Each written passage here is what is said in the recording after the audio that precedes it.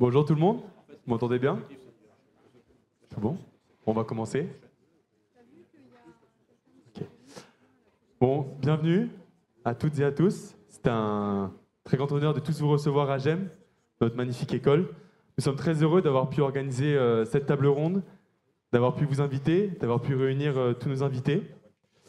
Donc tout d'abord, je voulais remercier nos invités qui nous ont fait confiance.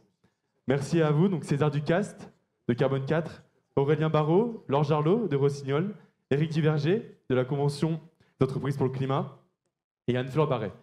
Je crois qu'on peut déjà toutes et tous les applaudir pour ça.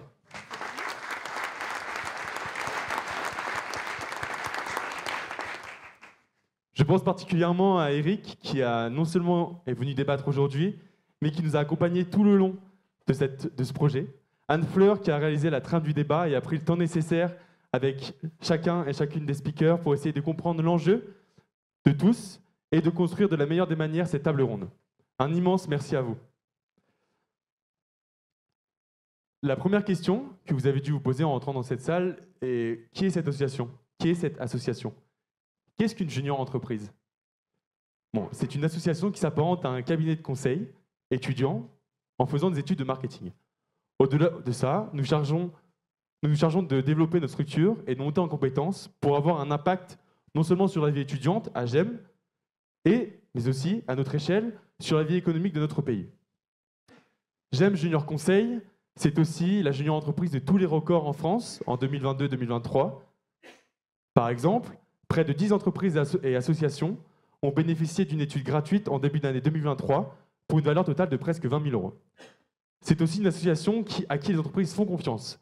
Cette année, le record historique du chiffre d'affaires de notre JE a été dépassé depuis 1986, en dépassant les 500 000 € de chiffre d'affaires.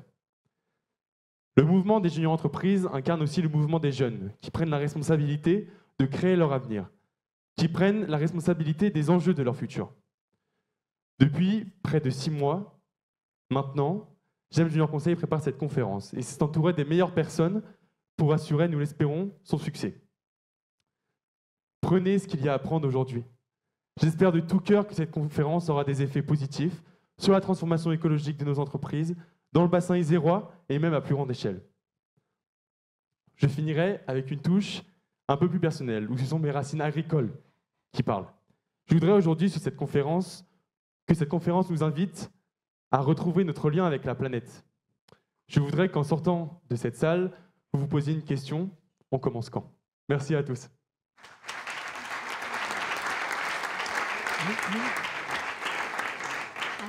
Grand merci César et bravo d'organiser ça.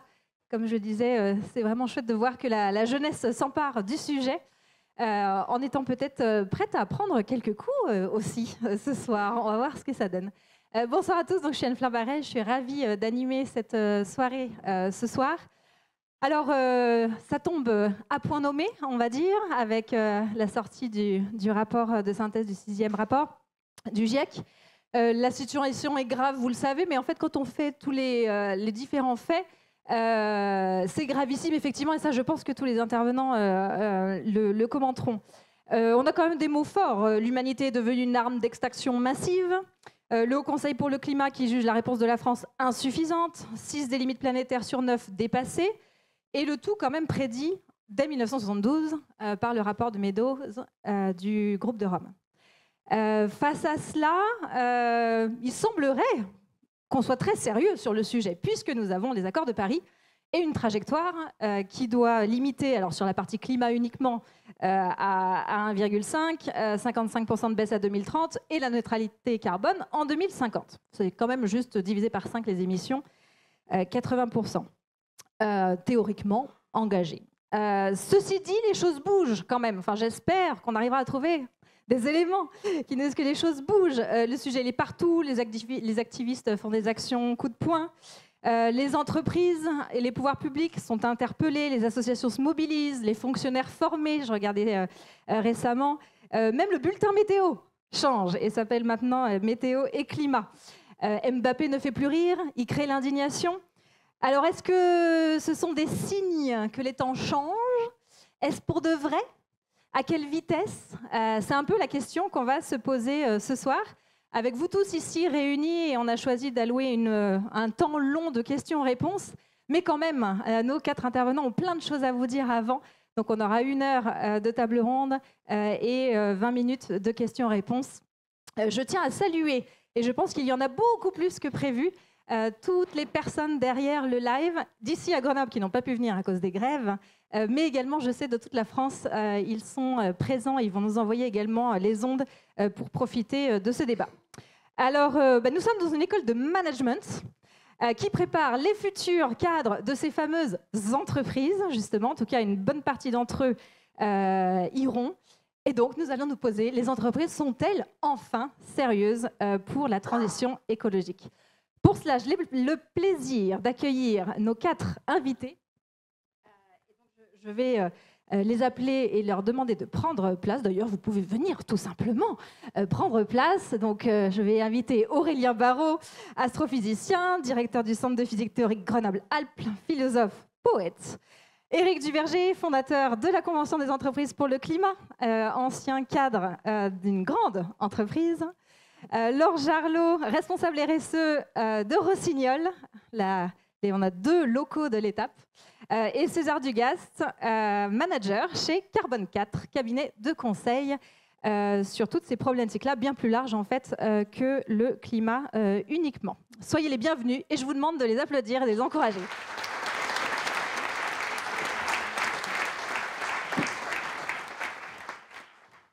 Alors on va commencer en n'étant pas sérieux.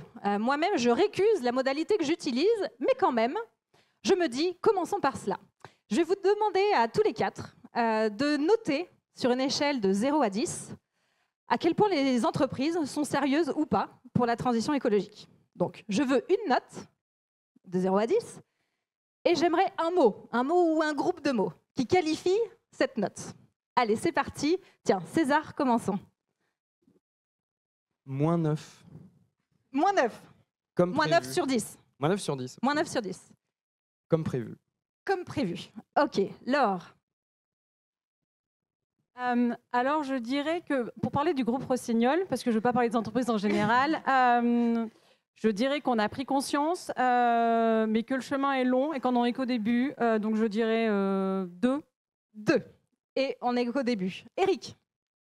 Alors moi, je suis optimiste de nature, donc je dirais 2,5.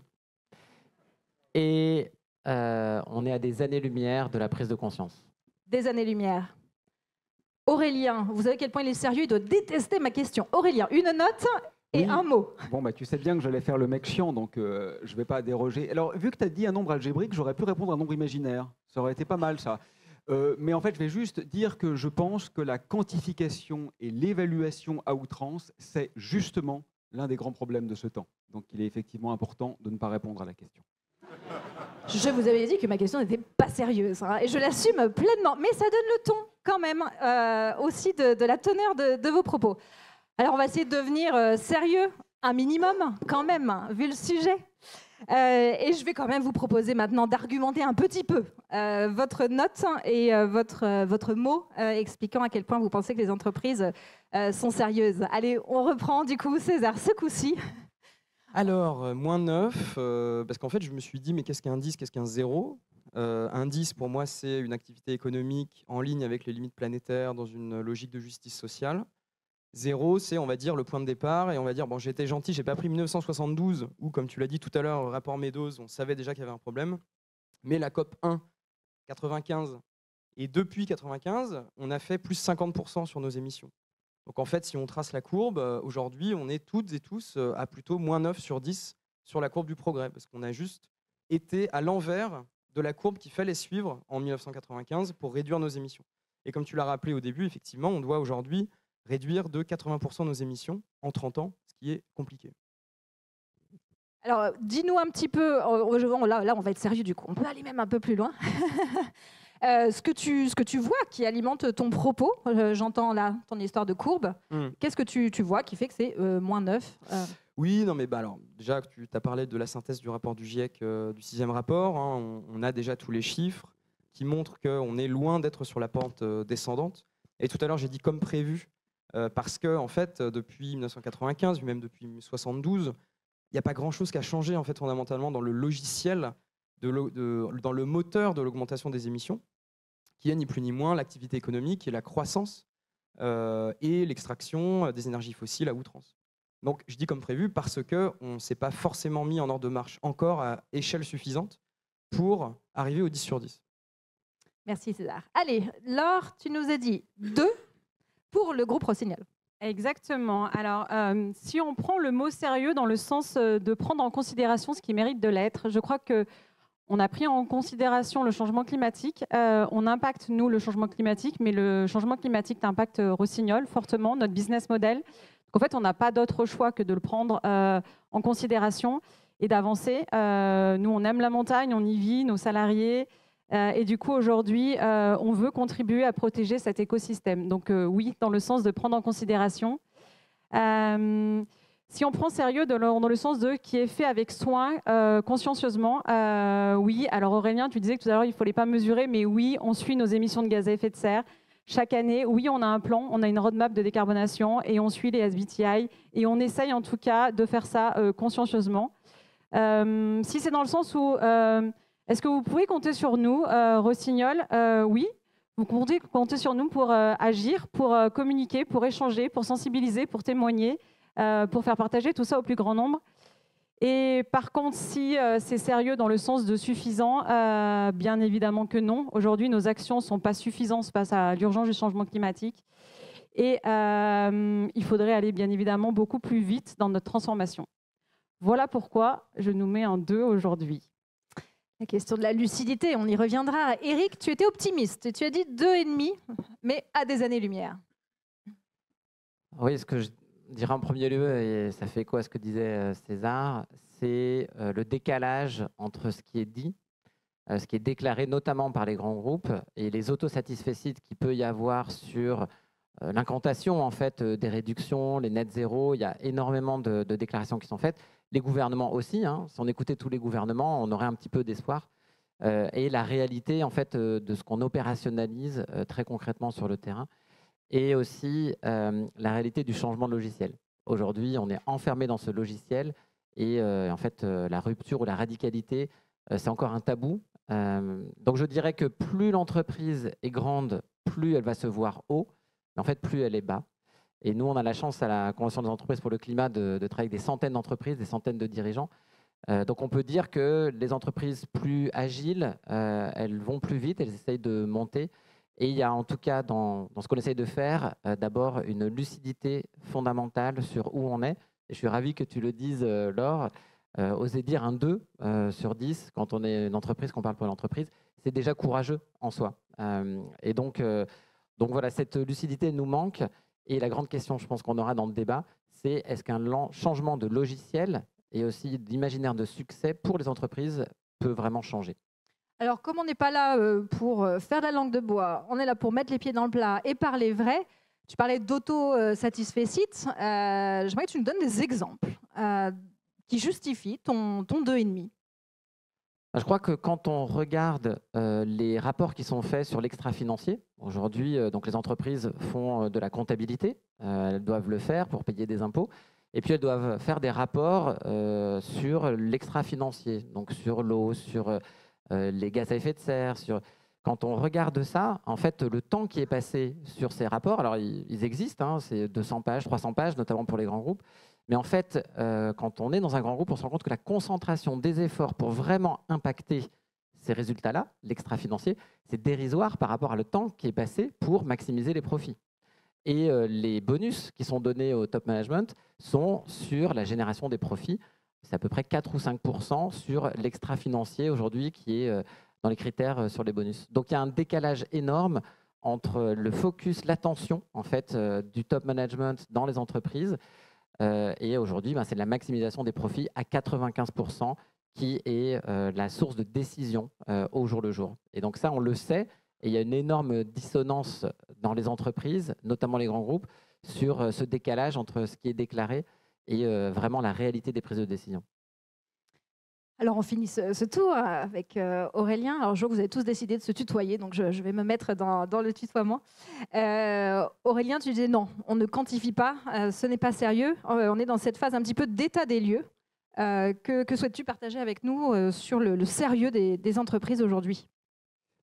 Bah, en fait, je voudrais presque les disculper. Les entreprises ne sont pas sérieuses, bien sûr, mais elles ne peuvent pas l'être, en fait, parce que les entreprises, comme les individus, hein, qu'elles reflètent dans une large mesure, ne peuvent pas avoir des comportements vertueux dans un système dont les attendus sont fondamentalement vicieux. C'est-à-dire que vous ne pouvez pas demander à quelqu'un de jouer à un jeu en espérant qu'il va décider de perdre. Si le jeu se joue comme ça, alors il faut changer la règle. Et il faut appeler victoire autre chose que ce dont nous sommes coutumiers. Ce que je veux dire, c'est que, à mon sens, le problème aujourd'hui, ce n'est pas la modalité, c'est la finalité. Or, les entreprises, et on ne peut pas le leur reprocher, en tant qu'émanation d'une croyance et d'une symbolique systémique, cherchent à modifier les modalités pour parvenir à la même finalité. Mais globalement, et au-delà de l'immédiateté, notre finalité, c'est l'artificialisation du réel, donc la destruction de la vie. C'est la finalité qu'il faut interroger et pas la manière dont on atteint ce but qui, finalement, nous fera tous perdre. Donc là, je vois que mes amis ont évoqué presque tous les émissions de gaz à effet de serre. C'est évidemment un point important, ce n'est pas moi qui vous dirai le contraire. Mais je voudrais quand même préciser que c'est vraisemblablement le point le moins important de toutes nos préoccupations écologiques. C'est extraordinairement moins important que la chute de la biodiversité. Et en fait, la raison pour laquelle on parle autant des émissions de gaz à effet de serre qui sont presque anecdotiques par rapport aux autres raz-de-marée qui nous emportent, c'est précisément parce que c'est notre problème le plus simple. C'est notre problème le plus simple parce que c'est celui qui est quantifiable et c'est celui qui peut encore nous donner l'illusion totalement délirante que nous sommes face à un problème d'ingénieur qui aurait une solution technique. C'est faux. Mais avec les gaz à effet de serre, on peut encore peut-être un tout petit peu faire semblant de le croire. C'est dit.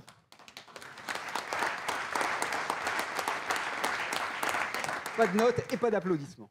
C'est la règle du jeu. Pas de notes, pas d'applaudissements. Moi, ce qui m'interpelle tout de même et que je n'arrive pas à comprendre, mais j'imagine que vous avez tous des raisons très logiques à cela. Je disais tout à l'heure 1972. Tu disais 1995, COP numéro 1. En fait, pourquoi en sommes-nous toujours là, soit avec pas de notes et on se plante complètement, on essaie de résoudre un problème qui est peut-être anecdotique par rapport au raz-de-marée qui nous attend, ou bien on est sur du -9, du 2, du 2,5, en tout cas la cata. Eric, est-ce que tu as un avis là-dessus? Qu'est-ce qui fait que 50 ans après 1972, on en soit là? Alors, complètement d'accord avec Aurélien sur le diagnostic et en fait ce regard sur le climat qui nous empêche de regarder les autres éléments, les autres limites planétaires et la complexité d'une remise en question systémique. Et donc on voit et on se dit on va pouvoir résoudre et garder notre mode de vie en fait en essayant d'avoir une résolution technique. Donc ça c'est le premier point, mais même ça on n'arrive pas à le faire. En fait, même la décarbonation, en fait le plus facile, on n'arrive pas à le faire. Donc moi, ce que je poserai là, c'est une théorie qu'on appelle le triangle de l'inaction.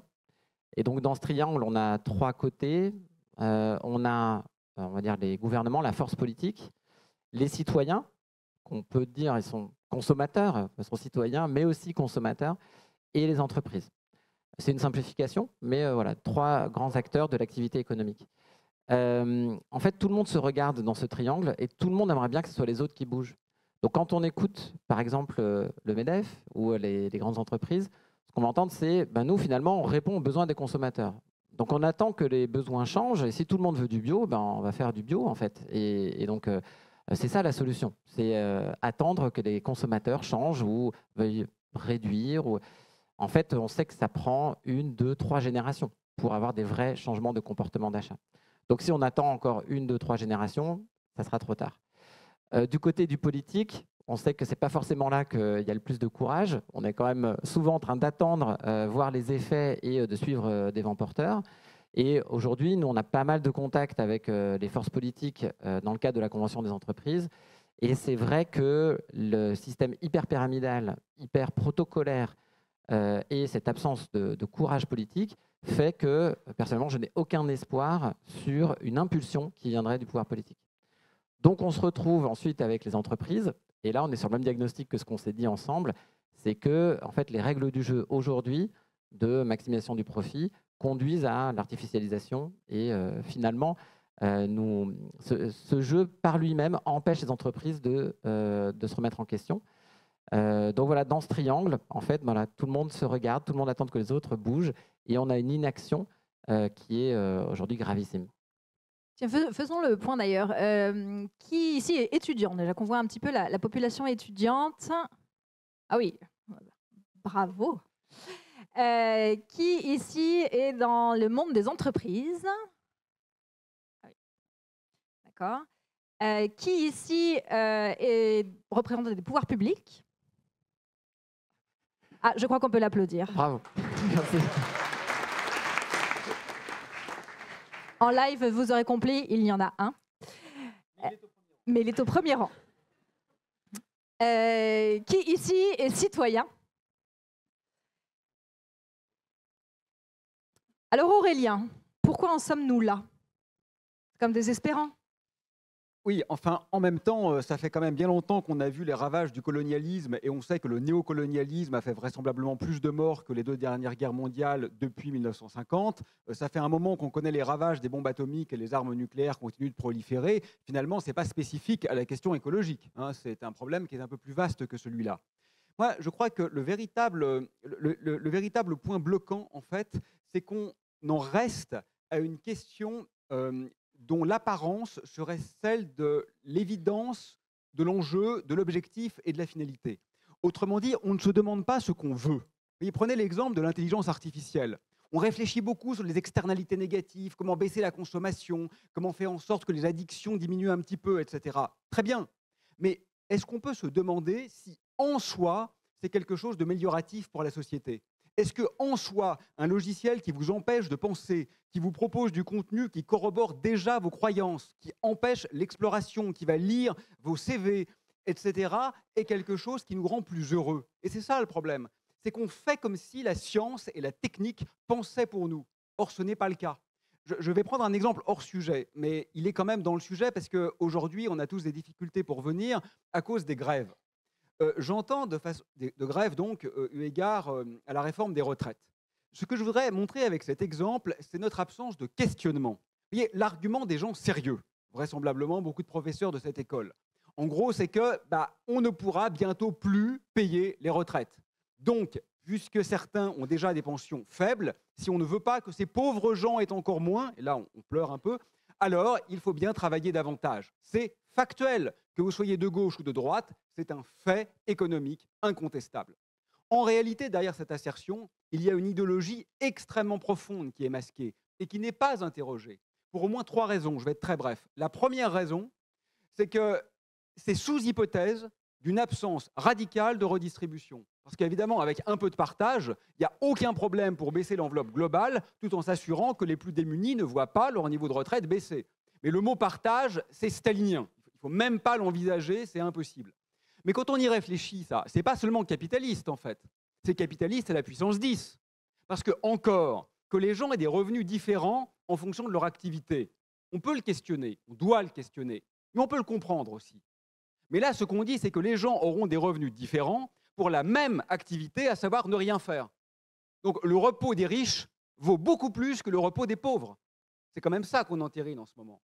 Deuxièmement, comme l'a rappelé Jean Covici ici même, on a tous environ 500 esclaves qui travaillent pour nous en ce moment, du point de vue énergétique. On a construit ces machines pour nous libérer des tâches désagréables. Et avec 500 esclaves, on n'est pas foutu de ne pas travailler plus. On a quand même un peu raté quelque chose. Et troisièmement, du point de vue écologique, la seule et unique mesure qui a un tant soit peu de sens et de signification, c'est de baisser la production. Tout le reste, c'est du greenwashing. Oui, mais travailler plus, c'est pour produire plus. Donc on vient de prendre la mesure la plus drastiquement anti-écologique possible, à savoir augmenter encore la production et donc le suicide collectif. Le sérieux n'est pas dans le camp que vous pourriez croire.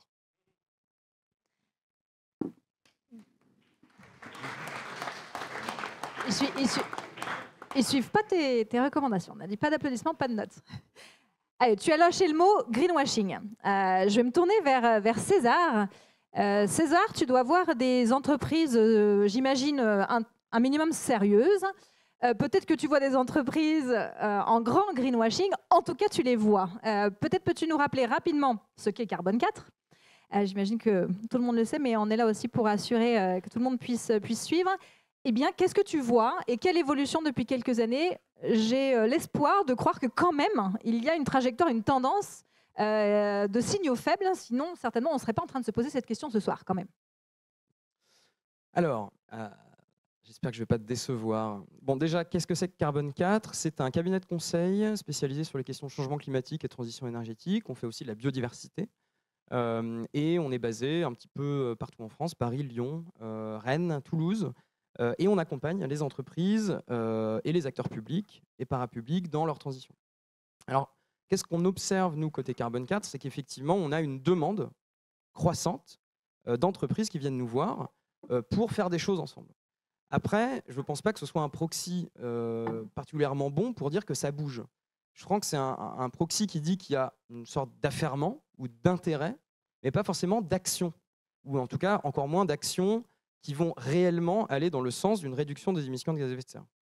Donc, de ma fenêtre, et elle est toute petite, et je n'ai pas tout vu, mais en tout cas, ce que je vois, c'est que on a une tendance, comme tu le dis, à l'incantation, souvent, qu'on essaye, nous, de réduire au minimum. Si je prends un tout petit exemple, on a aujourd'hui une frénésie sur les pledges. Donc, si on peut passer, je ne sais pas si on voit les slides, mais pour un peu illustrer la grande différence entre ce qu'est une intention et une action, vous avez ici un magnifique graphique qui nous vient de Climate Action Tracker, qui est une ONG, et qui, chaque année, remet à jour en fait, où on en est dans, dans les objectifs de l'accord de Paris. On a un objectif 1.5 qui est extrêmement radical, qui demande de réduire de moins 5 à moins 7% par an les émissions. Et puis on a des courbes là, bleues qui sont un peu rigolotes parce que la première en haut c'est Policies and Action, qui veut dire en gros où on va en 2030 si on réussit à tout implémenter. Donc on voit qu'en gros ça stagne. En 2030 on va émettre, si tout va bien, ou en tout cas tel que prévu, autant qu'aujourd'hui. Et si on regarde les pledges, c'est-à-dire ce que les États promettent, on est légèrement mieux. Mais on voit que le gap est énorme. Donc ça, c'est un petit peu tout le monde, c'est le monde dans son ensemble. Et si on fait un zoom sur les entreprises, juste pour vous donner un exemple sur le deuxième point, donner un petit peu la différence entre ce qu'est une intention et une action réelle. On parlait du net zéro. Alors j'aurais pu dire 0 sur 10 d'ailleurs, parce que tout le monde veut se réclamer 0 maintenant. En fait, on a un gap là aussi sur l'ambition affichée par les entreprises.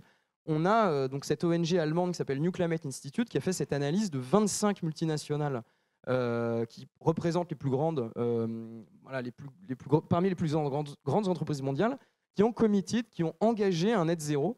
Et ce qu'on voit, c'est qu'elles apparaissent en termes d'engagement, c'est beaucoup plus fort que ce qu'elles font réellement en termes d'actions concrètes. Et que le reste, en fait, est un mélange d'omissions convenables et d'instruments un petit peu douteux comme la compensation carbone. Donc, de la fenêtre de Carbone 4, on voit beaucoup d'affairements, on voit un certain nombre d'entreprises qui font les choses très bien et qui veulent le faire et qui essayent d'aller le plus loin possible dans ce qu'il est possible de faire dans ce talon accessible par elles dans le paradigme qui leur est donné en tant qu'entreprise.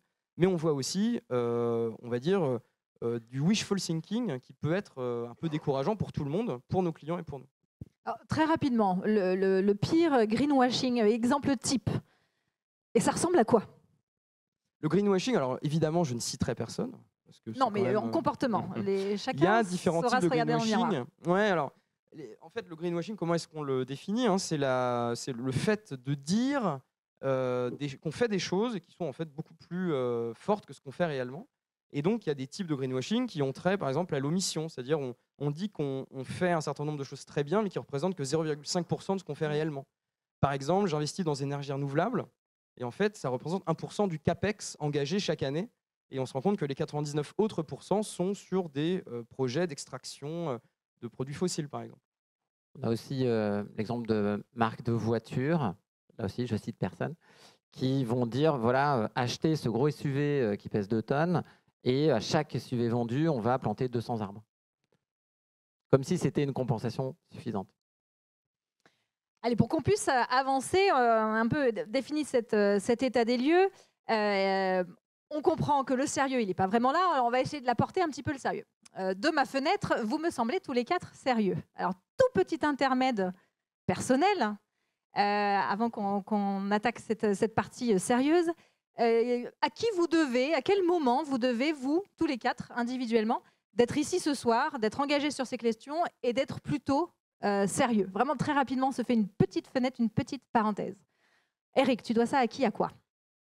Alors moi, je peux le dire, je fais mon coming out. Je le dois à la personne qui est assise à ma droite, à Aurélien. La première fois que j'ai eu le choc, c'était Aurélien qui parlait pendant 10 minutes. C'était il y a 4 ans. J'habitais aux États-Unis à l'époque. J'avais une empreinte carbone horrible. J'étais très très loin de ces sujets. Je travaillais dans un grand groupe, dans le logiciel de ce grand groupe. Et c'est vrai que c'est la première fois que je me suis dit, ah, il y a quelque chose. Et en fait, au fond de moi, je savais qu'il avait raison. Et j'ai mis 2 ans de plus avant de m'engager. Et la prise de conscience, elle est venue, je me souviens très bien, du moment, les Américains appellent ça le « oh my God effect », le moment où on se dit, mais en fait, on est foutu. Et ce moment-là, c'est suite à des interviews, des podcasts, des lectures. Et je me suis dit, mais en fait, c'est sûr qu'il va y avoir quelque chose de gravissime qui va se passer. Et après, bon, tout de suite après, je me suis dit, bon, qu'est-ce qu'on peut faire, comment on va pouvoir agir? On en reparlera. Mais voilà, je me souviens de ce moment exact. Laure, à qui, à quoi tu dois d'être là, ici, ce soir? Alors, moi aussi, je dois à mon voisin de droite, mais pas le même. Eric, merci de nous avoir embarqués dans la CEC. Merci de nous avoir fait prendre conscience de l'urgence, que l'échelle de temps est beaucoup plus courte que l'on se croyait et que du coup, les effets sont rapides, systémiques et qu'en fait, on n'a pas le choix que d'agir. Et je crois que le discours de Léa Falco, membre de Pour un réveil écologique, qui est venue témoigner à la dernière session de la CEC, m'a profondément marquée parce qu'elle nous a dit qu'on allait être tenté de déserter parce qu'en fait, on avait beaucoup évolué pendant toute la CEC et qu'on allait vivre avec une sorte de dissonance cognitive. Et donc, elle nous a demandé de rester, y compris quand c'est dur et surtout quand c'est dur. Et elle nous a dit que faire changer les règles du jeu, c'est compliqué, que la route sera longue, mais elle a conclu en disant « on a besoin de vous ». Et je crois qu'elle m'a donné l'énergie de rester, de me dire « ok, je vais rester, je ne vais pas aller faire autre chose, je vais me retrousser les manches, et puis on va y aller, et puis on va faire quelque chose de beau ». Et puis voilà. Donc merci Eric, et merci du coup aussi Léa. Merci. Allez César. Bravo Léa. Ouais. Alors Laure. C'était Ceux qui ne se connaissent pas, ça ne peut pas être vrai. Écoutez, alors je pourrais faire une réponse méta à Aurélien en disant en fait c'est mon conditionnement social qui m'a permis de venir ici. C'est pas censé. Non, mais et je pense que c'est vrai, c'est-à-dire que moi je dois beaucoup au système éducatif français, gratuit, public, et c'est très bien qu'il existe, il faut le préserver. À ma maman aussi, sans laquelle je ne serais pas là, je crois. Et à 2 figures. Jean-Marc Jancovici, je pense que je peux le dire, qui quand même a énormément joué dans ma prise de conscience. Et je crois qu'avant lui, il y a un philosophe allemand à la grande barbe du 19e siècle qui a écrit un petit manifeste très croustillant et qui m'a, je crois, habitué à une certaine pensée systémique. Et le « Oh my God effect », je pense qu'il est venu de l'Allemagne plus que de la France. Aurélien. Oui, que tu as bien fait de ne pas citer ici. Le philosophe et le manifeste, j'entends. Oui, donc là, maintenant, je ne peux plus faire une méta-réponse puisque tu m'as piqué le truc. Non, sérieusement, je crois que la question n'est pas en fait pourquoi vous êtes engagé, mais comment se fait-il que certains ne soient pas engagés? Finalement, être un vivant qui n'aime pas la vie, c'est quand même un peu paradoxal quand on y pense. Donc, il n'y a rien d'extraordinaire à être engagé. C'est juste l'état normal d'un vivant qui souhaite continuer à vivre. Donc, ce n'est pas du tout nous qui sommes des espèces de héros, en fait. C'est juste qu'on a envie que nos enfants vivent, quoi. C'est un truc de base, en fait. Donc, c'est très, très immédiat, naturel et spontané comme comportement. Mais puisqu'on cite ceux qui nous ont un peu quand même émus, moi, je vais citer un philosophe aussi, c'est Jacques Derrida, dont la puissance de la pensée déconstructrice est vraiment quelqu'un qui m'a appris à frissonner avec à peu près toutes les bribes du réel. Et mon oncle aussi, Claude Nurizzani et sa femme, Marie, qui sont les réalisateurs du film Microcosmos et qui m'ont aidé à voir qu'il y a de la beauté partout et en particulier dans l'infime. Allez, on poursuit. Et donc, il est temps de se dire, en fait, ça serait quoi d'être sérieux et ça veut dire quoi? Alors moi, très bêtement, je suis allée sur le dictionnaire. Donc ce que je vous propose, c'est qu'on prenne les 5 définitions et qu'on puisse du coup attaquer ces différents angles. Première définition de sérieux, grave, qui agit avec réflexion, et on voit à quel point l'heure est grave. Aurélien, je pense que d'un point de vue didactique, ça peut être bien que tu nous fasses un topo, et tu m'as dit que c'était très facile de le faire de manière courte, alors qu'il y a tellement à dire. Mais un topo, situation de la planète, c'est important de se mettre sur les faits. Alors tu m'as dit, les faits sont biaisés, mais voilà. Comme tu me parlais de gravité, j'ai cru que ça allait être mon sujet de recherche, parce que la relativité générale, ça je veux bien aussi. D'ailleurs, c'est intéressant comme origine étymologique. Hein. La gravité, c'est grave, ça tombe. Comme l'Occident. L'Occident, comme vous le savez, étymologiquement, c'est le lieu de la chute. Et c'est peut-être pas tout à fait par hasard. Ben oui, c'est là où le soleil tombe. Alors, c'est pas de ça dont vous voulez parler. 3 chiffres, c'est ceux que je répète tout le temps. En quelques années, on a éradiqué environ les 2/3 des insectes. En quelques décennies, on a éradiqué les 2/3 des mammifères sauvages. En quelques millénaires, on a éradiqué les 2/3 des arbres. Donc, c'est fait. Ce n'est pas une crainte pour demain, c'est déjà dans le passé. On sait maintenant que le taux d'extinction des espèces est entre 1000 et 10 000 fois plus élevé que la normale. On sait que 800 000 êtres humains meurent prématurément chaque année de la pollution en Europe. On sait que les particules fines ont vraisemblablement fait baisser l'espérance de vie mondiale de plus de 2 ans.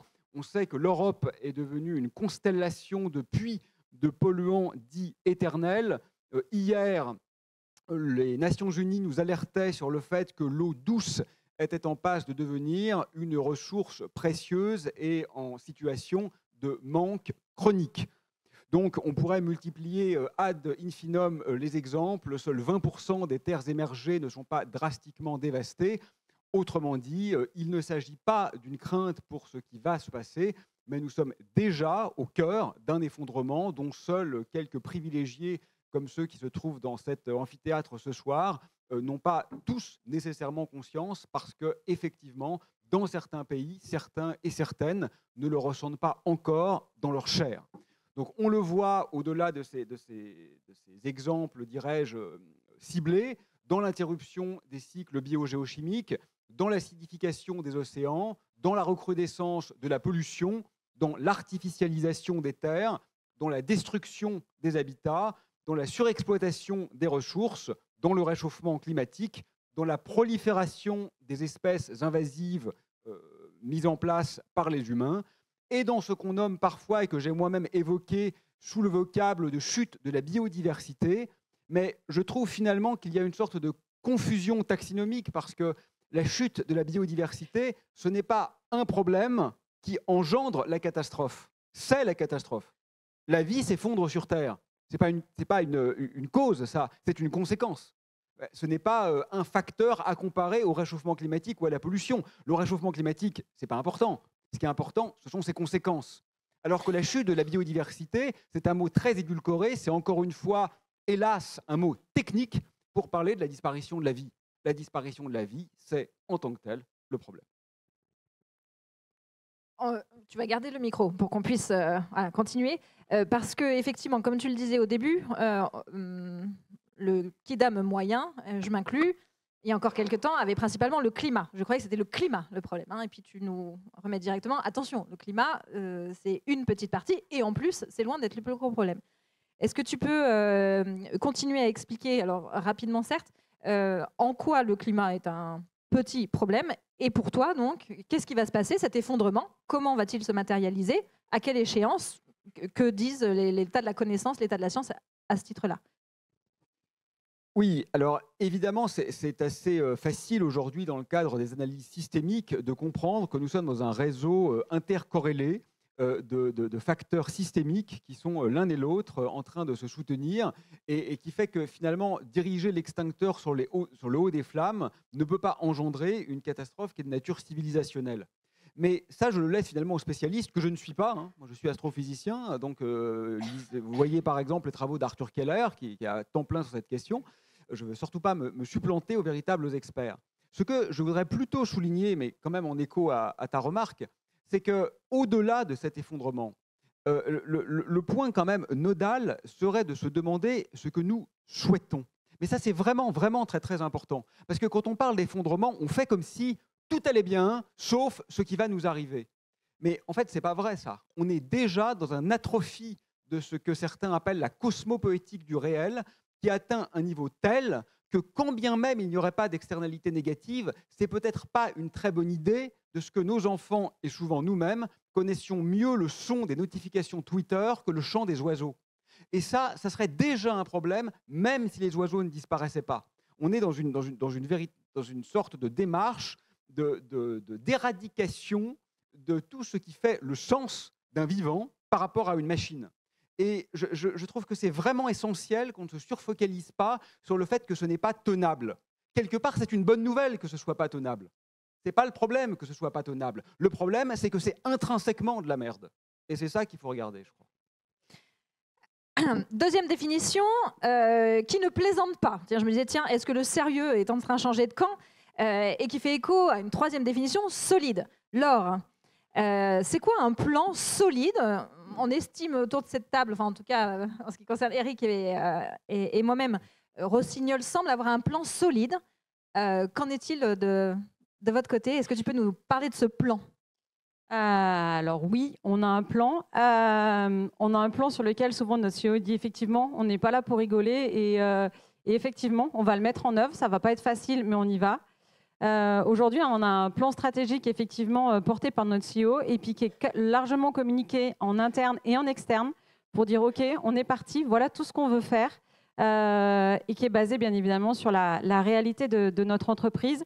Parce que oui, on a une responsabilité environnementale, mais aussi sociale, qu'on emploie aujourd'hui 1300 personnes dans le monde, qu'on a de nombreux fournisseurs et sous-traitants, et que passer du produit au service, ça nécessite d'agir sur le long terme.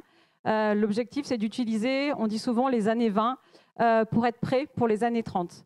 Donc aujourd'hui, notre plan, il a comme objectif de lancer des actions d'innovation sur nos produits en lien avec du coup des produits low carbone et de travailler sur la fin de vie de nos produits et de travailler à du coup trouver des solutions d'upcycling, de seconde vie. Alors certes aujourd'hui tout ce qu'on a fait c'est des petits POC chez nous, mais c'est déjà des réalisations qui montrent à nos salariés que ça bouge, qu'on fait des choses, qu'on a mis en place et qu'on vend actuellement un ski recyclable. On est arrivé à faire cette innovation-là en collaboration. On est arrivé à vendre des articles upcyclés. On arrive à faire des défauts d'aspect. Et en fait, on fait des nouvelles choses qu'on ne faisait pas avant pour montrer que oui, on est en train d'initier des changements dans notre business model et on ne fait plus que vendre uniquement, uniquement des skis. Dans ce plan, on axe aussi sur nos usines parce qu'aujourd'hui, on a beaucoup de salariés dans nos usines. On sait qu'on doit transformer ces emplois. Donc aujourd'hui, on peut faire de notre principal site en France qui fabrique des skis la première usine de skis recyclables à faible impact et puis surtout la première usine qui sera capable de récupérer les skis, de les remettre en état, de faire de la seconde main, de la réparation et puis enfin du recyclage. Donc aujourd'hui, on sait qu'on doit transformer nos emplois, mais on ne peut pas le faire du jour au lendemain. Donc petit à petit, on commence à initier ces changements dans nos usines pour qu'on sache faire autre chose que simplement fabriquer des skis. Et le troisième point de cet axe concerne du coup notre engagement vers un modèle d'entreprise plus contributif. Alors nous, on parlera pas de régénératif parce qu'on pense qu'on en est encore très très très loin. Mais on veut démocratiser l'accès à la pratique du sport, promouvoir la diversité en montagne. Aujourd'hui, on bosse déjà avec pas mal d'associations pour accompagner les jeunes dans l'insertion professionnelle, mais par le sport. Et on travaille aussi sur la diversité des activités physiques en montagne. Donc, on a compris qu'effectivement, la neige, ça n'allait pas continuer, voilà. Et que du coup, on devait, nous aussi, trouver de nouvelles activités. On a développé une application qui s'appelle OnPiste pour guider les sportifs sur des chemins balisés, sécurisés, et du coup, pour aider aussi les stations en transition, parce que les stations, comme nous, elles ont besoin de changer de business model, elles ont besoin de se réinventer, et on veut être là, à leur côté. Et aujourd'hui, on a des solutions, alors certes, en toute humilité, pas encore très au top, mais en tout cas, on a des solutions pour les accompagner et pour essayer de construire avec eux quelque chose de plus résilient pour la montagne.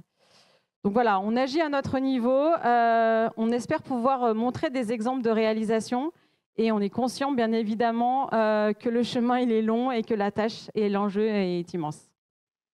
Merci de cet exemple de plan solide.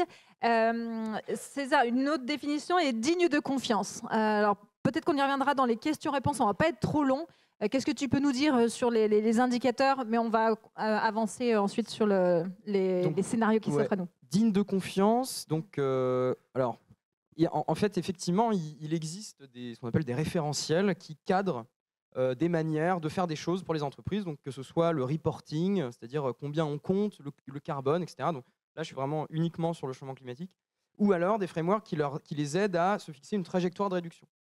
Donc ça, c'est des choses qui peuvent éventuellement augmenter le niveau de confiance que la société civile peut avoir vis-à-vis des entreprises. Après, il y a quand même plusieurs trucs à dire. La première chose, c'est que ces reporting, ces frameworks, ces cadres, ce n'est pas les entreprises qui les ont inventés, c'est la société civile et c'est le régulateur. Donc c'est plutôt, on peut même carrément dire que souvent les entreprises sont les moins disantes structurellement sur ces réglementations. Pourquoi? Parce que ça les réfrène. Mais heureusement qu'il y a la société civile et la réglementation pour le faire. La deuxième chose, c'est que, en gros, ça ne concerne, là, ce que j'ai cité, là, les reporting et les promesses, ce n'est qu'un reporting et c'est qu'une promesse. Aujourd'hui, si on veut être digne de confiance, il faudrait idéalement réussir à contrôler la manière dont une entreprise, par exemple, réduit ses émissions. Or, aujourd'hui, il n'existe absolument aucun cadre pour contraindre une entreprise de réduire ses émissions. Rien n'existe.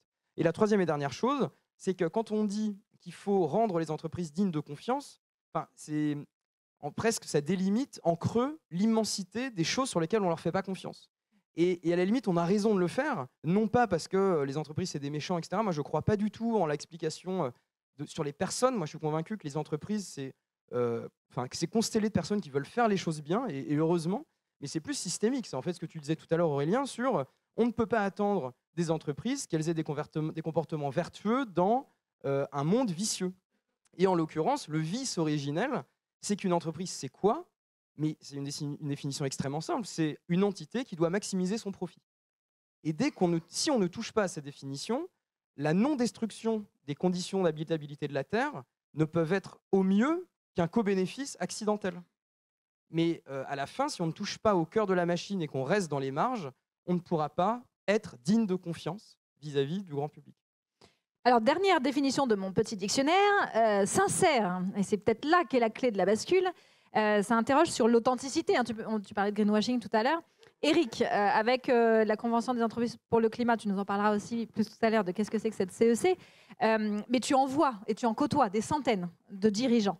Qu'est-ce qui se passe de ce côté-là, du côté de la sincérité? Que constates-tu? Alors, ce n'est pas une question facile parce que je ne me permettrai pas de faire un jugement moral sur des personnes. Oui, est-ce qu'elle est sincère ou pas? Je dirais 2 mots pour tester cette sincérité. C'est le mot agenda et c'est le mot hamster. Alors, pourquoi hamster?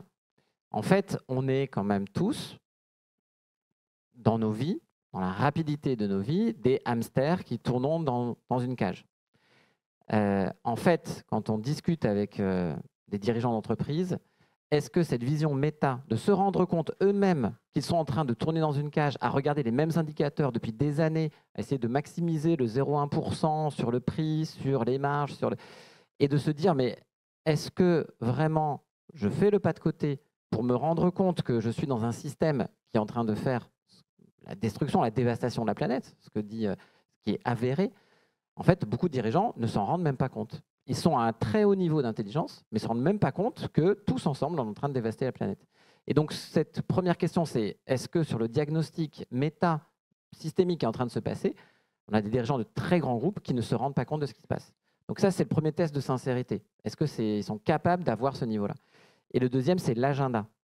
Est-ce que votre agenda, monsieur le directeur, reflète vos priorités? Ou madame? Ou madame. Et c'est vrai que c'est aussi un sujet qu'on peut aborder sur le pourcentage de directeurs d'entreprise qui est 85% et 15% de femmes dirigeantes. Dans la CEC, c'est 40% de femmes dirigeantes. Hein. Mais c'est hyper important. On a la grande majorité des grands groupes aujourd'hui qui parlent du triptyque People, Profit, Planète. Donc le profit serait 33%, la planète 33% et les gens quand même, c'est important dans une entreprise, 33%. En fait, quand on regarde l'agenda, c'est, encore une fois, le temps qui est passé sur l'optimisation du profit, c'est 95%, et le temps sur la planète, le diagnostic, les actions sur la planète, c'est 12 minutes par mois sur ce truc. On le met à l'agenda, la minute planète, on en parle, mais on sent très bien qu'il n'y a pas ce focus. L'agenda ne reflète pas ça. Nous, on l'a vécu dans la CEC. On a demandé, il y a beaucoup de dirigeants qui ont fait la CEC qui sont là aujourd'hui, 10 jours sur une année pour un dirigeant d'entreprise. 10 jours pour vraiment faire le diagnostic et essayer de faire une feuille de route à la hauteur des enjeux. Mais c'est hyper dur. Pourtant, c'est 10 jours sur 220 jours travaillés. Et ça, on nous dit, mais c'est impossible. Alors qu'en fait, c'est quand même l'enjeu de tous les enjeux. Ça devrait être la moindre des choses que d'aller passer ces 10 jours-là pour vraiment être sérieux sur le sujet. Donc, elle est là, la sincérité. Est-ce que votre agenda, regardez-le, est-ce qu'il reflète l'état du monde? Allez, on est là pour être sérieux et se projeter. Et comment on peut être davantage sérieux à l'avenir. Face à ce constat, vous semblez tous les quatre indiquer qu'il y a un impérieux besoin de radicalité. Ce mot radicalité fait peur. Le mot décroissance, il y a encore 10 jours, quelqu'un m'a dit « Mais Anne Fleur, le mot décroissance est une ineptie, c'est une absurdité. » Quelqu'un de très sérieux. Du coup, quel scénario face à ce qui nous attend? Aurélien, il me semble que tu prônes, et je suis sûre que tu vas me dire non, pas du tout, une décroissance radicale. Alors, que prônes-tu, en fait, face à cela, pour être sérieux? Oh ben, moi, je ne suis pas un prophète ni un gourou, hein, je prône rien du tout. Simplement, tu me l'enverras quand même, celui qui te dit que la décroissance, c'est aberrant, parce qu'il faudrait qu'il retourne, peut-être pas au collège, mais plutôt à l'école primaire. C'est quand même une analyse scientifique qui est stupide, à un niveau assez extraordinaire. En fait, je vais faire un petit commentaire désagréable, mais en toute amitié. Je suis absolument convaincu que ce que tu fais, ce que fait l'entreprise que tu représentes, est probablement ce qu'on peut faire de mieux. Donc, c'est absolument pas une attaque ad hominem. Je pense qu'à ta place, je ferais sans doute moins bien. Donc, c'est vraiment pas une critique par rapport à ce qui est fait. C'est une critique par rapport à ce qui est faisable. Donc, c'est pas une attaque personnelle du tout.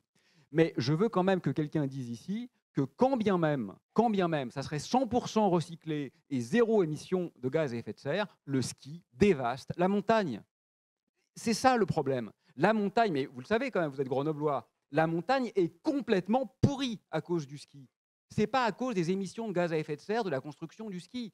C'est parce qu'on ne va plus affronter, s'émerveiller, s'envoûter de la montagne. On va consommer de la montagne.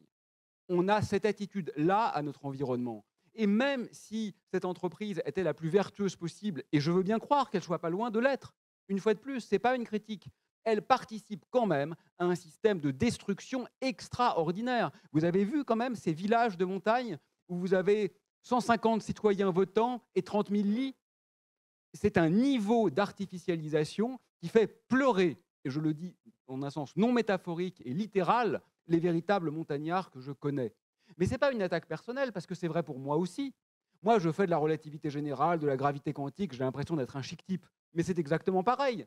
Je participe de la même manière à un système global de technosciences, d'artificialisation et de réification. Donc on soit bien clair, hein, les méchants ne sont pas les représentants du secteur privé contre les gentils intellectuels universitaires. Ce n'est pas du tout ce que je veux dire, et ça serait très erroné. Alors, ta question, pour répondre très simplement, les scénarios, ils sont simples, hein. Comme vous le savez mieux que moi, on est essentiellement au peak oil, au moins pour les conventionnels, ce qui veut dire que l'énergie qui reste est comparable à l'énergie qu'on a déjà utilisée, ce qui veut dire que de toute façon, la décroissance, on va l'avoir.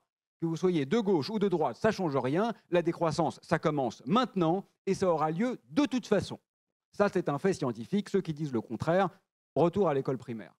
Mais il ne faut pas croire que c'est une si bonne nouvelle. Parce que même si les quantités de fossiles diminuent, il en reste quand même à peu près autant que ce qu'on a utilisé, ce qui permet de nous placer, si on suce le pétrole jusqu'à la dernière goutte, dans le pire des scénarios du GIEC, donc dans une planète inhabitable pour ceux qui aujourd'hui en sont les vivants représentants, et d'autre part, ce qui engendrera des instabilités géostratégiques dramatiques, parce que comme vous le savez, 500 millions de réfugiés climatiques, ça ne se fait pas dans la joie et la bonne humeur.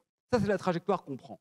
La deuxième possibilité, ça serait en fait non pas de subir cette contraction énergétique, mais de l'anticiper. de se dire en réalité, c'est ce que font les artistes par exemple, la contrainte est une aubaine. Parce qu'en fait, nous allions dans une direction qui était intrinsèquement dénuée de signification. Et donc, on va user de cette contrainte naturelle, physique, extérieure, pour repenser notre désir, notre téléologie, c'est-à-dire notre finalisme, quant à notre manière d'être à l'espace et d'habiter le monde. Ça, c'est le scénario optimiste que rien ne laisse présager. Et le troisième et dernier scénario, c'est qu'en fait, nos chers scientifiques, des gens comme moi, quoi, découvrent une source d'énergie propre et quasi inépuisable. Par exemple, la fusion nucléaire. Alors là, bien sûr, on est sauvé. Je plaisante. C'est pire que tout. Pourquoi c'est pire que tout? Pour la raison qu'on martèle depuis le début. Parce que le problème, ce ne sont pas les externalités négatives, c'est la finalité. On utilise aujourd'hui essentiellement l'énergie pour raser les forêts et dévaster les fonds marins. Que vous le fassiez avec une énergie propre ou une énergie sale, ça ne change franchement pas grand-chose. À la fin, vous n'avez plus de forêt et plus de mer. Donc si nous avions une énergie infinie à disposition propre, ça serait évidemment, et sans le moindre doute, la pire situation pour notre avenir commun.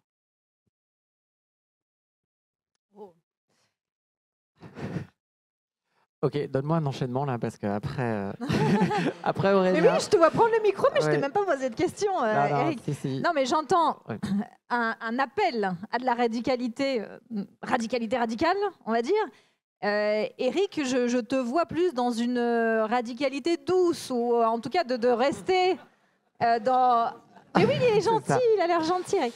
Une douceur. Alors, comment vois-tu cette radicalité douce? Déjà, est-ce un oxymore? On parle aussi de croissance verte, de radicalité nuancée aussi. À quoi ça ressemble? Et c'est peut-être l'occasion aussi d'expliquer un petit peu. Qu'est-ce que c'est que cette CEC et qu'est-ce qui te fait croire à ce modèle-là?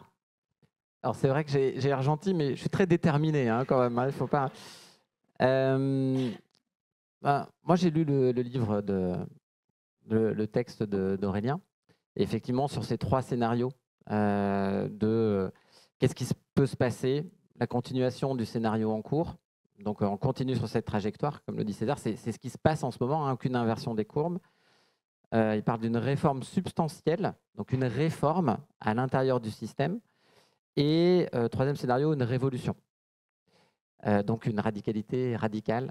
Donc, moi, humblement, ma théorie du changement, c'est le scénario 2, dont Aurélien dit qu'il est impossible. Donc, voilà, mais je le pose quand même, et c'est la théorie du changement de la Convention des entreprises pour le climat, qui est en fait un mouvement qui part du terrain. C'est une initiative citoyenne, on est une association d'intérêt général, et notre théorie du changement, c'est que tout part de l'humain, de la prise de conscience de personnes qui sont en responsabilité. Donc c'est vrai qu'on essaye d'aller vite dans le changement, donc de faire prendre une prise de conscience fondamentale, un vrai sursaut de conscience à des personnes qui sont en position de prendre des décisions à grand impact. Donc les dirigeants d'entreprise, j'expliquais tout à l'heure le triangle de l'inaction. Si on se dit que les citoyens, les consommateurs, ça va prendre 2 générations, que le politique, en fait, on ne peut pas compter sur la force politique, donc on se dit il faut vraiment que ça bouge beaucoup plus vite du côté des entreprises. Et l'idée, c'est de faire travailler pendant 10 jours, justement, ces dirigeants d'entreprise en collectif. Donc, ils étaient 300, en fait, à travailler dans une première session. Et là, on a 10 déclinaisons en cours. Et de se dire, s'ils prennent le temps du constat, un constat systémique. Donc, Arthur Keller a fait une conférence la semaine dernière, justement, sur en fait, la composante de toutes les limites planétaires. Si elles tombent toutes en même temps, qu'est-ce qui va se passer? Et prendre le temps du constat et ensuite travailler sur des feuilles de route qu'on appelle la visée régénérative. Donc en fait, on se dit, on est content de nous, entreprise, que si on peut démontrer qu'on régénère le vivant, qu'on régénère la nature. Et donc évidemment, c'est extrêmement exigeant. Il y a moins de 1% des entreprises dans le monde qui aujourd'hui peuvent démontrer ça. Ça va beaucoup plus loin que le carbone. Ça touche vraiment le rapport aux ressources renouvelables, à l'énergie. Mais c'est la visée qu'on se donne. On se dit, c'est ça qu'il faut essayer d'atteindre. Et ensuite, une fois qu'on a envie de ça, la question, c'est comment opérationnaliser. Et là, effectivement, on est à des années-lumière de savoir opérationnaliser cette transformation. Donc, juste pour terminer, Ce qu'on se dit, c'est que peut-être que de l'intérieur, avec ces 300 dirigeants qui aujourd'hui sont plus de 1000 et on a énormément de demandes, et s'ils étaient 1000, 10 000 à vraiment vouloir inventer une entreprise, une économie régénérative, est-ce que ça, on peut changer l'air du temps et est-ce qu'on peut inverser la charge de la preuve, c'est-à-dire passer d'une entreprise qui admet de faire la recherche de profit à tout prix vers une entreprise qui veut régénérer le vivant? Est-ce qu'on peut faire ce changement culturel-là? Nous, on s'est donné 10 ans pour le faire. C'est ça notre étoile polaire. Alors, tu parles de rupture et il me semble que tu voulais montrer le modèle. César, si on peut mettre la slide. Qu'est-ce qui te fait croire qu'on peut y aller? Et à ton avis, puisque tu parles de rendre irrésistible la bascule de l'économie extractive vers l'économie régénérative, tu estimes la bascule à combien? Alors, non, parce qu'il ne faut pas quantifier. Donc, à quand, combien, ou le marqueur? Alors, si on va... En fait, là, ce slide, on l'a préparé un peu pour Aurélien, mais c'est ce qu'on utilise. En tout cas, on a mis le mot rupture dedans. Et on parle de rupture de modèle économique. Donc, on veut vraiment tous aller de la gauche vers la droite. Et déjà, c'est dans l'envie. Non, sur la slide. Je vous rassure. Et donc, aujourd'hui, le centre de gravité des entreprises, entre ce qu'on appelle le business as usual, c'est on continue notre trajectoire, comme si de rien n'était, et on continue à maximiser, mois après mois. Le responsable, c'est la RSE classique, donc qui se déploie. Il n'y a pas une entreprise digne de ce nom qui ne fait pas de la RSE aujourd'hui. C'est fondamental, au moins vis-à-vis de ses actionnaires. Et puis l'entreprise contributive, c'est à un niveau beaucoup plus élevé. On se pose la question de l'entreprise, comment elle contribue à la société, comment on optimise. Mais c'est encore pas suffisant. On n'est toujours pas en train de régénérer nos écosystèmes. Donc, à droite du schéma, on est sur le régénératif. Et là, on a des définitions de ce que ça veut dire le régénératif. C'est hyper exigeant. Et c'est ce cheminement qu'on veut faire advenir. Au niveau de l'envie, qui change tout. Et ensuite, il y aura bien sûr l'opérationnalisation qui va être encore d'une très grande complexité. Alors, je vais venir sur une théorie marketing. J'en ai fait un petit peu dans ma carrière. Un point de marché, un point de bascule d'un marché, c'est à peu près autour de 25-30%. C'est-à-dire qu'on a toujours des gens qui vont adopter un nouveau produit, une nouvelle technologie, c'est les 5 premiers pourcents. Et puis ensuite, ceux qui vont aller rejoindre cette envie, et c'est les 20% restants. Une fois qu'on est là, il y a tous ceux qui vont être les followers, ceux qui vont suivre, et le ventre mou en fait qui va venir faire cette bascule. Donc nous, on se dit que peut-être que ce point de bascule, on va l'atteindre. Et c'est vrai qu'on a des signaux encourageants. Déjà, il y a 2 ans, on n'existait pas. Et aujourd'hui, il y a beaucoup de gens dans la salle et des milliers de dirigeants en France. Donc voilà, c'est vraiment ce point-là, le 25-27%, où peut-être on se dit qu'on va ringardiser ceux qui ne bougent pas. Et là, à ce moment-là, il peut y avoir un effet très rapide d'entraînement. Comment tu réagis, Aurélien, à cette question du in et du out? On voit là tous les discours des étudiants sur la bifurcation, déserter, et certains qui appellent à rester. Tu appelles plutôt la radicalité out. Tu disais il faudrait fermer les écoles d'ingénieurs, peut-être fermer GEM, en l'occurrence, là où nous sommes, peut-être fermer HEC. Eric était à HEC avec la CEC la semaine dernière. Comment tu entends le discours que vient les mots que vient de prononcer Eric? Mais moi aussi, je suis quelqu'un de sympa, donc je les entends avec bienveillance. Non, mais moi, quand je parle de révolution, ça ne veut pas dire couper des têtes. En fait, ce que ça veut dire, c'est incorporer la réflexion axiologique, c'est-à-dire quant aux valeurs, dans l'ensemble de l'architecture. En fait, c'est uniquement ça que ça veut dire. Une révolution, ça veut dire qu'on ne questionne pas seulement les modalités internes au cadre, mais qu'on fait s'effondrer en quelque sorte le cadre, dans l'ensemble des contingences, c'est-à-dire dans ce qui peut être remis en cause. Et c'est ça qui est fondamental. Et ça ne passe pas nécessairement, évidemment, par le sang et la guillotine. Hein. Ce n'est pas du tout la question. C'est une révolution poétique, essentiellement. Mais cette révolution poétique, elle est encore plus dure à mettre en œuvre, parce que bien souvent, les révolutions sanglantes ne s'accompagnent pas de revisitations symboliques, ontologiques, axiologiques. Donc en fait, quelque part, c'est moins brutal, mais c'est plus difficile. Et c'est pour ça, sans doute, que nous ne le faisons pas. Et ce qui est important, si tu veux, par rapport à ce que tu mentionnes, c'est aussi de questionner les mots. Par exemple, on a parlé là de décroissance tous ici, comme s'il allait de soi que vous étiez, là, vous, les économistes, détenteurs de ce mot. C'est un problème quand même. Quand on dit croissance sans aucun qualificatif supplémentaire, ça laisse entendre croissance du PIB. Enfin, c'est fou, en fait. Finalement, le PIB, c'est un truc, quoi. C'est un concept parmi beaucoup, beaucoup d'autres. Et en plus, c'est un concept qui, de mon point de vue de physicien, n'a aucune existence réelle. C'est une convention sociale, en fait. C'est un truc qui n'existe pas, pour faire simple. On pourrait quand même, quand on parle de croissance, l'adosser à des choses un peu plus signifiantes que ça. Vous voyez, on s'est fait même voler le langage. C'est là aussi où il y a un travail de réappropriation à faire. Moi, je suis totalement pour la croissance des choses sérieuses, des choses qui ont du sens. Vous pouvez croître dans vos amours, dans vos idées, dans vos écritures de poèmes, dans vos compositions musicales, dans vos entraides, dans tout ce que vous voulez. Il n'y a aucun problème avec ça. On vous demande juste d'arrêter un petit peu l'addiction à ces jouets de gamins qui, effectivement, engendrent des dommages collatéraux qui sont un petit peu embêtants, non seulement pour les vivants non humains, mais aussi pour les pays du Sud, parce qu'il y a quand même une dimension très radicalement néocoloniale à la croissance que l'Occident impose, j'allais dire, au reste du monde, mais finalement en vampirisant le reste du monde. Tu parles de changement axiologique, César, tout à l'heure. Tu parlais de cet objet entreprise. On est en fait en train d'aborder là un changement fondamental des valeurs de notre société. La tâche va être difficile. Qu'est-ce que tu préconises, toi, sur l'objet entreprise, Tu disais, mais là, notre objet actuel entreprise n'est pas le bon. Que devrait-il être, cet objet entreprise ?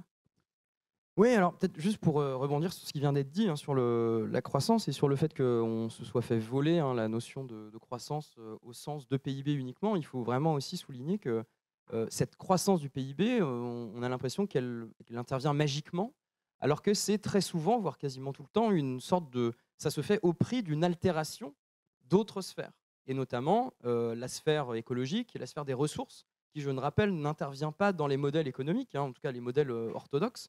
La nature n'est pas modélisée et le prélèvement des ressources n'intervient pas.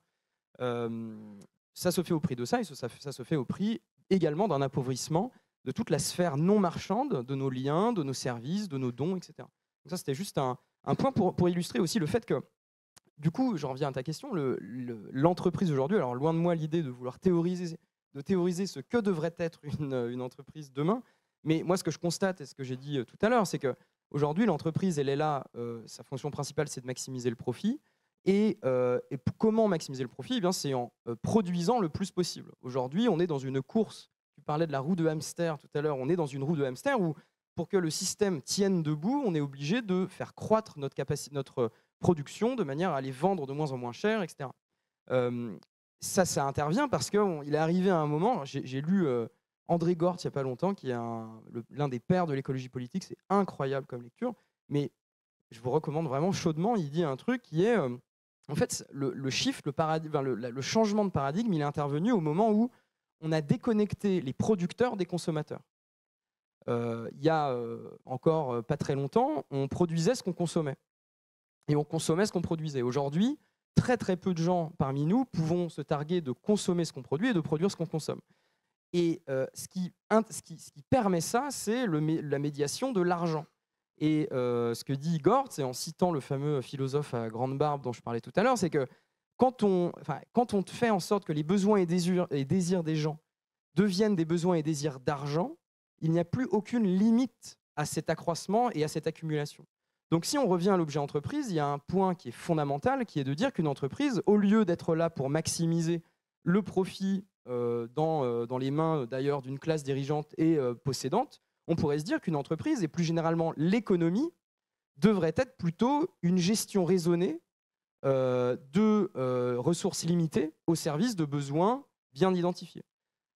D'ailleurs, on peut revenir à la racine du mot économie. On parlait de la radicalité, revenir à la racine. Économie, c'est la gestion de la maison. Et aujourd'hui, on peut se dire que l'économie, on pourrait se la réapproprier et se dire que ce qu'il nous faut, c'est identifier les besoins de toutes et tous, démocratiquement, et ensuite de déterminer de quels outils de production on a besoin pour parvenir à ce bien-être. Et je finirai là-dessus, sur une note peut-être positive. Je pense qu'on a des moyens d'y parvenir. On a des moyens d'y parvenir parce qu'il y a des outils qui ont été testé d'ailleurs en Allemagne, hein, je fais une fixation sur l'Allemagne, je ne sais pas pourquoi, et qui est d'ailleurs abordé dans le livre Capital et l'idéologie de Thomas Piketty, qui est la cogestion. Qu'est-ce que ça signifie? Ça signifie de mettre aux mains des salariés des entreprises des décisions, et lui, il préconise typiquement de faire en sorte que 50% au moins des droits de vote dans les entreprises soient aux mains des travailleurs et des salariés. Il y a un cercle vertueux évident là-dedans, c'est qu'on ne peut plus vouloir une accumulation infinie lorsque c'est nous-mêmes qui travaillons, tout simplement parce qu'on se bute sur une limite physique extrêmement réelle, pour le coup, qui est les heures de sommeil, qui sont les heures de sommeil et le fait qu'on n'ait que 24 heures dans la journée.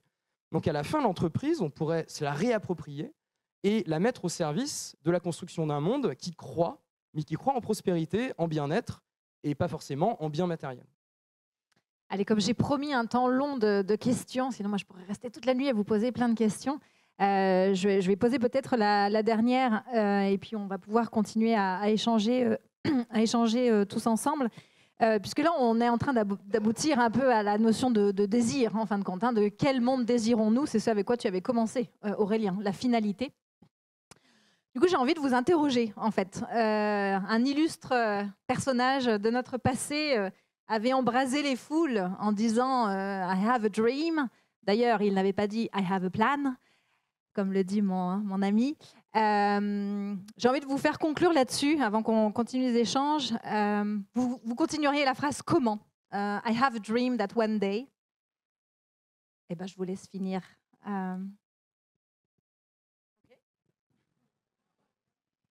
Qu'un jour de nouveaux récits nous inspireront et nous feront rêver. Et justement, pour reboucler ce que vous étiez en train de dire, qu'on ne parlera plus de mieux, qu'on parlera de mieux justement et non de moins, qu'on ne reparlera plus d'euros mais de bonheur et plus de pertes mais de retour à l'essentiel.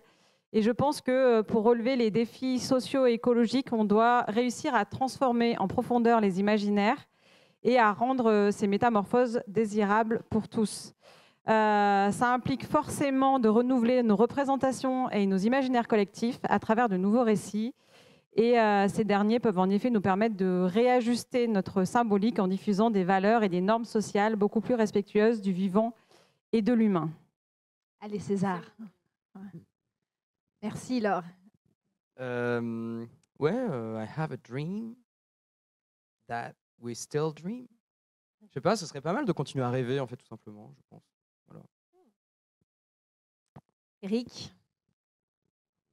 Have a dream que en 2030, on se dise, on puisse voir, sentir que la nature reprend ses droits et qu'on lui refait de la place et qu'on est heureux de lui refaire la place et que Aurélien revient en disant plus 20% sur les oiseaux, plus sur les espaces et qu'on a vraiment cette envie et cet effet d'émulation, d'entraînement, de se dire c'est génial, en fait, la nature, elle peut revenir très vite. Autant sur le CO2, franchement, c'est foutu parce qu'il y a 20 ans de lag et on est très mal barré. Autant sur la nature, si on lui relaisse de la place, elle revient très, très vite. Et qu'on ait cette sensation-là de les villes changent, tout change et notre relation à la nature change. Et ça c'est possible. C'est un rêve possible. Aurélien, you have a dream that one day? Oui, c'est vrai, pendant le confinement, par exemple, c'était assez joli, ça. Hein. On a trouvé des stations-service, etc. En quelques jours, il y avait à nouveau des nids d'oiseaux et tout. Donc, il y a encore quand même un truc qui peut se passer assez vite, quoi. Il suffit qu'on se retire un peu. Moi, je suis assez raccord avec César, en fait, à chaque fois que tu poses des questions comme ça. I have a dream that one day, ça suffit. Voilà. Il n'y a rien à ajouter. Je rêve qu'un jour, ça suffit. Allez, je vous propose qu'on arrête là, mais qu'on les applaudisse avant de vous donner la parole. Un grand merci.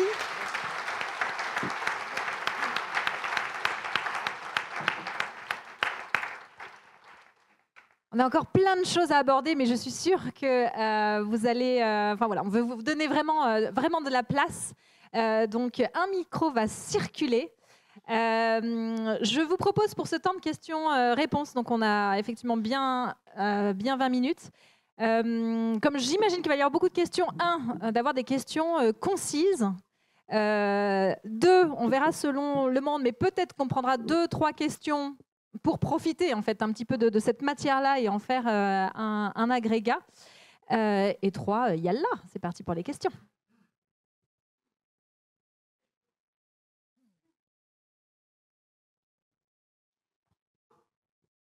À vous écouter, je me dis finalement, est-ce que tout ça n'est pas intimement lié à la notion même de propriété privée?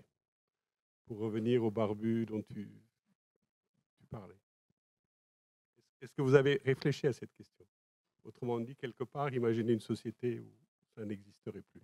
Je vais juste faire une vérification son. Est-ce que vous avez tous entendu les questions ou pas? Non. Et je vais voir si, côté régie, on peut augmenter le son des micros. Et donc, Georges demande, avez-vous réfléchi à cette notion de propriété privée? N'est-ce pas la question au bout du bout?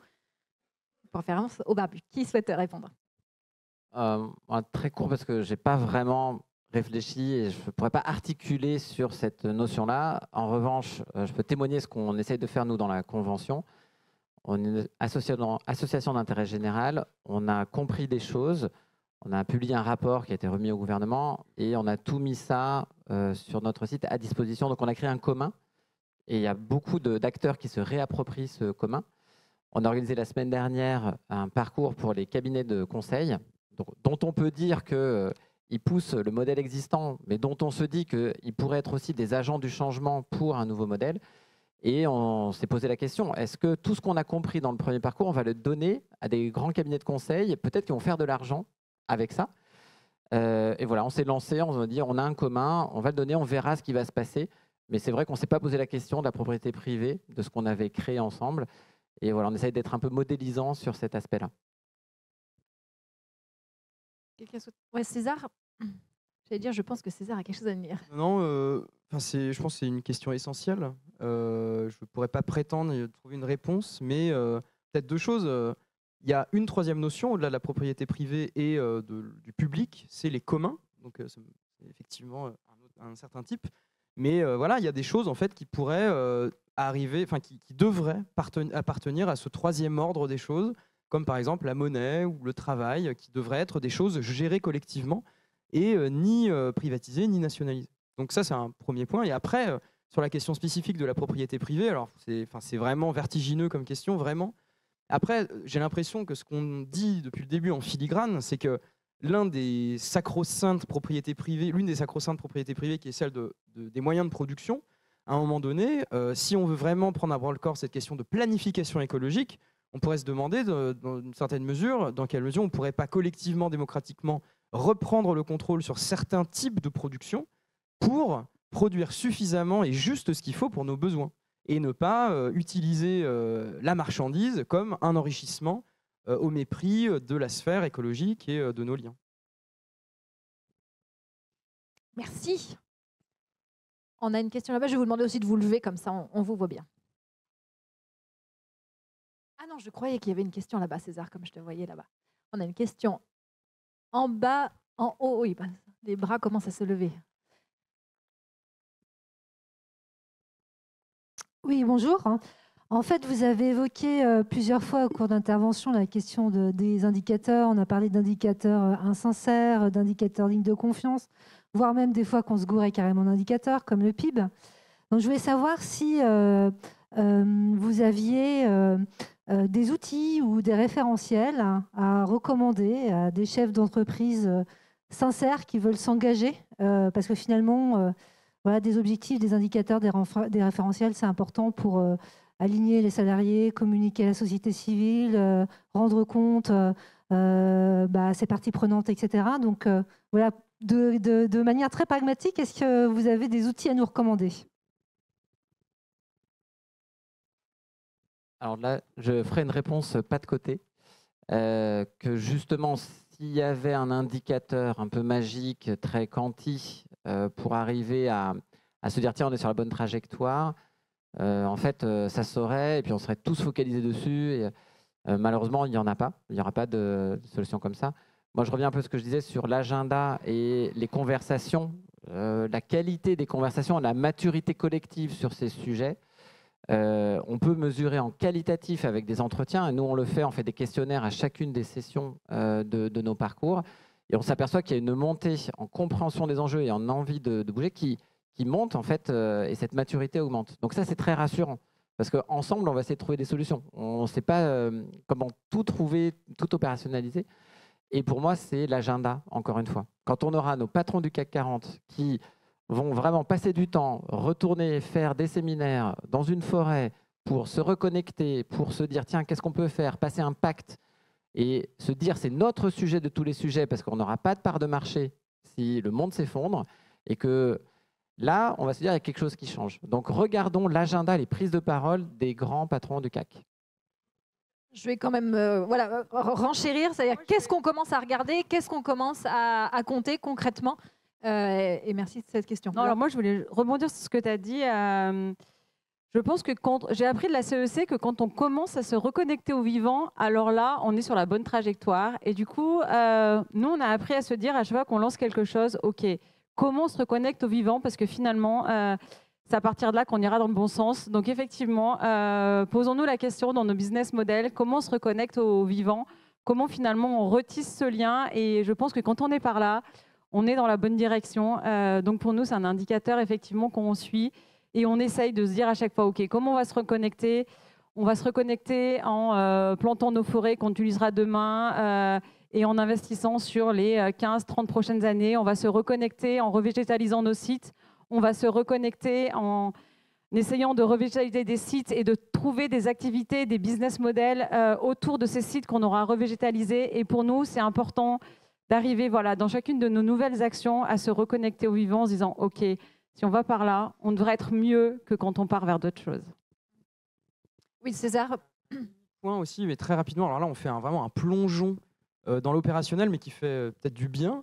En fait, chez Carbone 4, on a développé un référentiel qui s'appelle Net Zero Initiative et on essaye de créer de nouveaux indicateurs qui vont au-delà de simplement de la réduction des émissions. Je vous donne 2 pistes. Premier indicateur, c'est ce qu'on appelle les émissions évitées. C'est pour vous demander votre produit ou votre service, est-ce qu'il permet d'une certaine manière, contribuer à réduire les émissions planétaires? Est-ce que, par exemple, si vous vendez des vélos, il y a de fortes chances que vous évitiez des émissions parce que, dans certains cas, vous enlevez des SUV de la route et c'est une excellente chose. Deuxième indicateur, c'est ce qu'on appelle le SCAP, le score de compatibilité avec l'accord de Paris. Et ça donne une idée de de la place de votre produit ou service dans un monde qui a fait sa transition. Typiquement, les vélos en font partie, les SUV probablement un petit peu moins. Et donc voilà, c'est des indicateurs qui vont au-delà du seul carbone qu'il faut réduire et qui essaient de mettre un peu en perspective votre rôle vis-à-vis de la transition un peu de la société. Allez, on va commencer du coup à en prendre.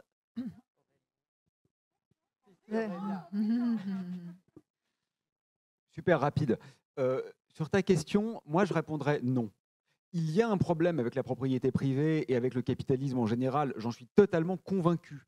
Mais je pense que c'est un symptôme. Je pense que le problème est encore plus profond que ça et on a plein d'exemples de sociétés non capitalistes dans lesquelles l'environnement est dévasté et l'égalité sociale ne règne pas. Donc je pense que c'est un symptôme, mais je ne crois pas que ce soit le méta-problème dont tout le reste découle. Et pour l'autre intervention, je pense que c'est très bien ce que vous faites. Enfin, Carbone 4, etc., ils font toujours des trucs intelligents, donc c'est très bien. Mais il y a toujours un écueil derrière ça, c'est qu'une fois qu'on a un indicateur, on fait ce qu'il faut pour satisfaire à l'indicateur. Et en fait, il est très rare que ça résolve les problèmes dans le fond. Si vous voulez, le tourisme, par exemple, imaginez qu'on parvienne à faire des avions propres. Super. Mais l'ennui, c'est le tourisme en tant que tel. C'est que la présence de gens dans des espaces qui étaient jusqu'alors vierges suffit à rendre ces espaces inhabitables, même s'ils n'émettent pas 1 gramme de CO2. Donc en fait, c'est aussi une manière, une fois de plus, de techniciser un problème qui est profondément axiologique. Donc je crois qu'on peut le faire, mais parfois on perd plus qu'on ne gagne parce qu'on se focalise sur l'infime avec les indicateurs. Allez, on change de braquet, du coup on va en prendre 2 à la fois. Une ici et une ici. Oui, bonjour. J'avais une question. Vous avez évoqué Parlez bien proche du micro. Oui, vous avez dit il faudrait que les entreprises produisent le juste nécessaire. Alors, moi, j'aurais une question, c'est qui décide du juste nécessaire? Et puis, en autre question, moi, vous ne me voyez pas trop, mais je fais 100 kilos. Et en gros, moi, on me dit tu vas mourir d'un infarctus. Et je m'en fous, la peur ne me suffit pas. Ensuite, on met une boîte de chocolat sur la table. Je prends un chocolat et je me dis, de toute façon, foutu pour foutu, je prends du chocolat. Comment lutter contre l'effet boîte de chocolat et et comment lutter contre le foutu pour foutu en ayant de l'optimisme, quoi, finalement. Merci. Et on va prendre une question ici.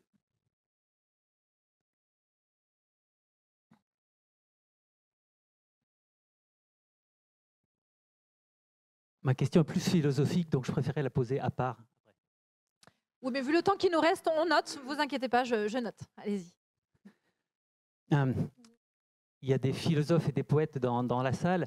Est-ce qu'on n'arrive pas finalement à parler spiritualité? C'est-à-dire, je travaille dans le monde de l'entreprise, hein, donc je suis acteur là où je suis. Mais si on va au bout du bout, on croit vivre dans un monde matérialiste où on est un corps avec un environnement matérialiste qu'on croit subir. Mais finalement, est-ce qu'on n'est pas finalement un être spirituel avec un costume de scène qui nous permet de jouer toute cette vie en société et qu'on est coupé de notre être intérieur, alors que moi je crois fondamentalement que la réalité qui nous entoure est le reflet de notre être intérieur, de notre conscience. Donc on n'est pas dans un monde qu'on subit, on est dans un monde qui est la projection de notre conscience. À nous de changer de conscience. Allez, effectivement, grand écart. Production du juste nécessaire. Qui décide? Vas-y, Eric. Ouais, sur le juste nécessaire, je vais vite. On sera sérieux quand, par exemple, sur les vêtements, on sait qu'on a 80% des vêtements qui sont dans les penderies qui ne servent à rien. On a la fast fashion qui est un non-sens complet quand un gouvernement ou collectivement décidera d'arrêter certaines choses. Donc le juste nécessaire, c'est difficile à déterminer et puis il faut faire très attention. Mais il y a quand même des évidences et il y a des symboles aussi qu'il va falloir assez attaquer à un moment donné assez radicalement pour montrer la voie vers au moins le juste nécessaire en enlevant cette surconsommation qui est aujourd'hui gravissime. Là, tu réponds au curseur, mais qui va décider c'est ici le juste nécessaire et donc, César, si tu veux compléter, on enlève la fast fashion ou on arrête le luxe. Qui va décider c'est ce qu'on disait. Les entreprises, est-ce qu'elles vont être capables de s'auto-limiter donc sortir de la logique volumique. On a dans la CEC quelques entreprises qui ont accepté de le faire et qui ont mis une feuille de route de réduction de leur volume.